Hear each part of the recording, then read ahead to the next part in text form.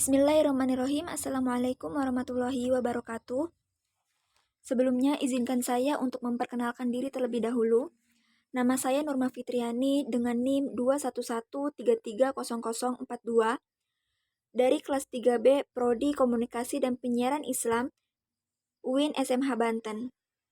Saat ini saya akan mereview jurnal untuk memenuhi ujian tengah semester mata kuliah Dasar-Dasar Manajemen dosen pengampu Bu Desti Prawati Ningsih, MSI. Dengan judul Strategi Manajemen Pembelajaran Santri di Pondok Pesantren pada Masa Pandemi COVID-19. Nama jurnal JAM, Jurnal Administrasi dan Manajemen Pendidikan, penulis Umi Fatihatus Sa'adah, Diding Nurdin, dan Suryadi, volume 5 dan halaman 227-234. Terindeks Sinta 3 tahun 2022, reviewer Nurma Fitriani. Kita akan masuk ke latar belakang permasalahan. Dampak dari wabah pandemi COVID-19 ini membawa perubahan yang nyata dan signifikan di berbagai bidang. Salah satu bidang yang paling dipengaruhi adanya PSBB atau lockdown adalah bidang pendidikan yang berujung pada penutupan lembaga pendidikan. Tak hanya melanda pendidikan di tingkat sekolah formal, tetapi juga pendidikan di lingkup pondok pesantren se-Indonesia. Pesantren ikut terdampak kondisi pandemi COVID-19 yang menyebabkan manajemen pembelajaran tidak berjalan dengan efektif, sehingga tujuan pembelajaran tidak dapat tercapai dengan maksimal. Selanjutnya ada tujuan penelitian. Penelitian ini bertujuan untuk menjelaskan fenomena manajemen pembelajaran santri yang terjadi di pondok pesantren dan menemukan strategi yang digunakan selama masa pandemi COVID-19. Kita lanjut ke metode penelitian.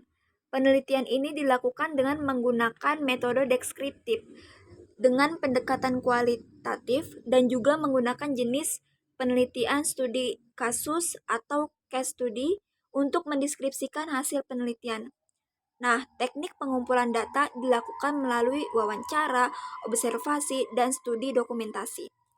Informan penelitian ini adalah pendiri pesantren, mudirul ma'had, koordinator program pembelajaran, dewan asatidz, santri, dan juga wali santri. Maupun untuk data hasil riset akan dianalisis menggunakan model analisa SWOT yang ditujukan untuk menggambarkan situasi yang sedang dihadapi oleh organisasi. Jadi, analisis SWOT diartikan sebagai analisa yang didasarkan pada logika yang dapat memaksimalkan kekuatan dan peluang, namun secara bersamaan meminimalkan kelemahan dan ancaman. Kita lanjut kepada hasil penelitian. Pondok Pesantren Darul Ulum merupakan pengembangan dari Madrasah Aliyah Kota Pekalongan. Didirikan pada tahun 2016 oleh Kiai Haji Ahmad Najid selaku Kepala Madrasah Aliyah dan Kiai Haji Ahmad Mujahidin sebagai Mudirul Ma'had.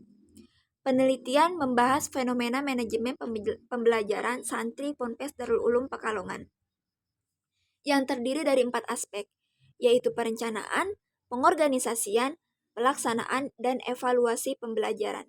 Kita akan memasuki kepada perencanaan pembelajaran. Ponpes Darul Ulum Pekalongan menyederhanakan kurikulum dan menurunkan target capaian hafalan pada masa pandemi COVID-19. Untuk target pada masa pandemi COVID-19 ini, Ponpes Darul Ulum Pekalongan tidak memaksakan para santri. Capaian ini berbeda tolak ukur dengan kondisi sebelum pandemi COVID-19, sehingga dilakukannya penyederhanaan pada materi. Kita akan masuk kepada pengorganisasian pembelajaran. Dari segi pengorganisasian Ponpes Darul Ulum Pekalongan menerapkan sistem kelas dan halaqah dalam pembelajaran kitab kuningnya, tahfizul Quran, dan sainsnya.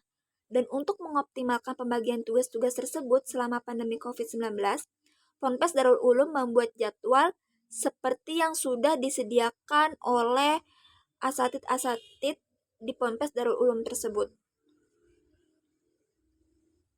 Nah, kita akan masuk ke pelaksanaan pembelajaran, meliputi pengelolaan kelas, kegiatan pembelajaran, dan penilaian pembelajaran. Dalam pelaksanaan pengelolaan kelas, dikarenakan keterbatasan waktu dan juga metode yang digunakan tidak menggunakan talaki, melainkan pembelajaran daring dengan WhatsApp Group, YouTube, Google Meet, dan Zoom. Dalam kegiatan pelaksanaan pembelajaran dilakukan pada asar, dimulai pada pukul 16.00 sampai 17.30. Untuk penelitian pembelajaran kitab menggunakan media Google Form dalam bentuk tes tulisan. Sedangkan untuk penilaian tahfiz menggunakan WhatsApp call atau video call dengan kriteria penilaian makhraj, kelancaran, dan juga tajwid. Kita akan memasuki evaluasi pembelajaran. Nah, evaluasi ini tidak hanya untuk santri, tapi juga untuk asatid. Evaluasi ini dilakukan sebagai tolak ukur bagaimana manajemen pembelajaran diimplementasikan dari perencanaan, pengorganisasian, sampai dengan pelaksanaan pembelajarannya. Nah, yang terakhir nih, kita akan masuk ke kesimpulan hasil review. Pandemi COVID-19 memang menjadi salah satu tantangan suatu lembaga pendidikan, di mana terdapat perubahan mekanisme dan budaya pembelajaran dari tatap muka menjadi pembelajaran jarak jauh secara tiba-tiba. Tentunya hal ini menjadi tantangan tersendiri bagi pendidik, murid, bahkan wali murid, dan perlu strategi yang tepat. Nah, strategi manajemen pembelajaran Ponpes Darul Ulum selama pandemi COVID-19 diantaranya adalah menyederhanakan kurikulum, menurunkan target capaian hafalan, menyediakan kuota dan wifi untuk para dewan asatid, pengelolaan kelas pun tidak menggunakan talaki, melainkan pembelajaran daring melalui WhatsApp Group, Google Meet, dan lain-lain.